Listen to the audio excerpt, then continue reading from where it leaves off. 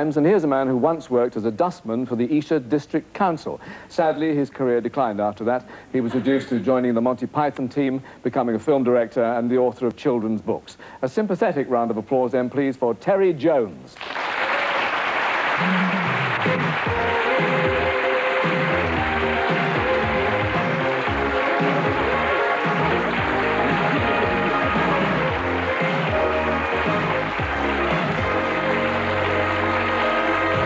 Of course, this man may well be reviewing your next work. I was going to say, give us a good review, Barry. Don't forget, I'll make it worth your while. Ah, that's what I was going to ask. So not like that. Not like that. There speaks a man who spends a lot of his time in drag. Anyway, listen, may I ask you about your feelings on not my spare time, Michael, not my spare time. Your work. My professional, yes, life. The Olympics, are you thrilled beyond belief by the Olympics? Well, no, not really. I don't know. Careful what you say. Well, when Barry presents it, I watch all his introductions, then switch off the events. You know. Maybe they don't have enough sort of different things. I don't think there's a wide enough kind of activities in the Olympics. We once did in a Python show that we did for Germany. We tried to expand the range a bit and did things like, we did the Silly Olympics, actually. And there were sort of interesting things such as the 100 yards for people with no sense of direction. Everybody lined up, you see, like that. And marks, get set, go, and then they all went off in different directions. Then there was the 200 metres for people who couldn't swim, which was great, because we all lined up on the edge of the swimming pool, you see, and then sort of, when the gun went up, we all fell in and then just disappeared. And which is actually quite difficult to do because we tried it first of all. We all floated to the top, you see. And so what we had to do, we had to have stage weights at the bottom. So we all had to swim down, hang on to these stage weights as long as we could. You know. What a silly lot you were. Yeah. But of course you'd be too busy anyway, wouldn't you? I mean, what have you been up to lately? Well, I'm just about to go and make a film called Erik the Viking. Erik the Viking. Barry, Erik the Viking. Erik the Viking. Lousy title. Lousy title. Well, so far, so bad. Well, it is, as a matter of fact. It is, because we've just heard there's an Italian film that was made in the 60s called Erik the Viking. And we think we can't call it Erik the Viking. So I'm making this film called Erik the Viking, and it's not going to be called that. I call it Derek the Viking. I think you're wasting the publicity a bit, Terry. Well, we haven't made it yet. The Italian film's going to do great if they read. Yeah, that's true, yeah. Who's in it?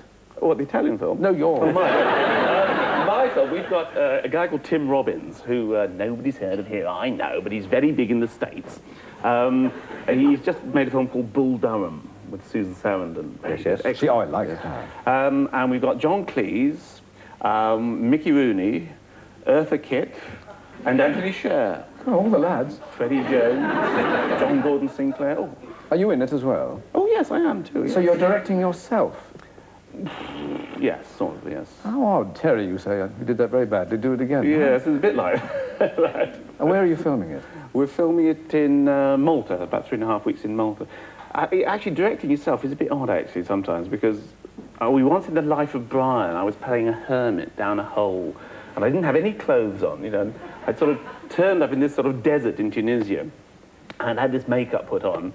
It was nice having makeup put on at 6 o'clock in the morning, no clothes on. All I had was a beard. It had to be sort of attached to my old fella, you know. I didn't swing around too much. Anyway, I was sort of trying to direct with no clothes on. But I was down this hole, sitting down this hole with no clothes on, and none of the other Pythons were around. And usually they'd give us some sort of, you know, tell us what to do, and say that wasn't very good or something. Anyway, we did the first take of the day, all the crew around there, and I did this thing and said, I was being an old man, you know. And the assistant director suddenly looked at me, he said, after the take, he said, it sounds exactly like Mandy, which was the Brian's mother in the film, which was the only other part I played. So I suddenly had to try and reconceive this part, and he said, well, why not make it upper class? So I did. Wonderful characterization. They're always historical films. Historical films? Well, but yes, and historical as well. I don't know, I like history. I mean, I'm fascinated by, I suppose, Middle Ages, and I found it easier to see what was happening, I think, 600 years ago than I do what's happening now in the world today. I mean, not that you are showing reality. Well, I think it's a reflection of reality somewhere underneath there. I find actually looking at reality as it goes on today, and I see what's happening in the world, it's kind of a bit baffling. You know, I don't know where to start. I don't know where to begin if I look at England nowadays. I mean, I just don't know where to start, really. So it's actually quite, I find it easier to comprehend human life, if you like, when you look at it 600 years ago, because you've got that perspective and you're looking in the distance. And things repeat themselves. History repeats itself endlessly. I mean, people are just the same now as they were 600 years ago or 3,000 years ago, as far as I can see. And there was one of us there as well. I nearly interrupted you then, sorry. Did you? Oh, it's allowed on this show. You don't by any chance have a part for a couple of baggy-eyed character actors, do you? Well, yes. I think you're in a couple of... No. not to you, Barry, no. I've always got a part for you. Not like that. Embarrassing. I'll have to cut that, please, cut that. You could get a couple of slaves. Yeah, I think I can get you in like that. Can't be a passer, because he doesn't look like a passerby. Can't have that. No. Have you acted? In fact, Barry, have you acted? No, but I actually appeared in something, but I didn't act. Other people have done that. Yeah. Diana Rigg had a series a few years ago in which each half hour was 3 10-minute playlets, and in one of these playlets she was playing some harridan of a Hollywood movie star who had to be interviewed by somebody like me. So they got me to play me. I was terrible. I was really even as you? Appalled. Even as me. Yeah. Yes. I mean, I was worse as me than I usually am, you know. I can't act. I know perfectly well I cannot act at all. It's interesting. When I'm acting, if I'm in drag, I'm always my mum. It's absolutely... Does your mum know that?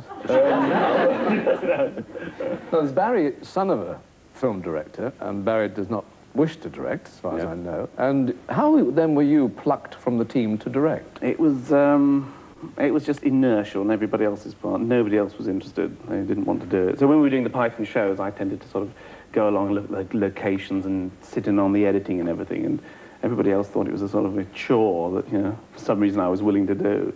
And so nobody else volunteered. I'm interested that you've employed John Cleese, because I thought, after the outrageous accusations he made about you lately, that you wouldn't wish to see him again. What was that? Yeah.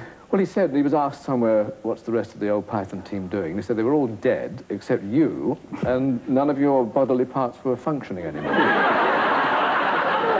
Well, you can tell Mr. Cleese that all my bodily functions are working now, apart from one. One? I'm not going to tell him what it is. I think Barry's beginning to know. Yeah.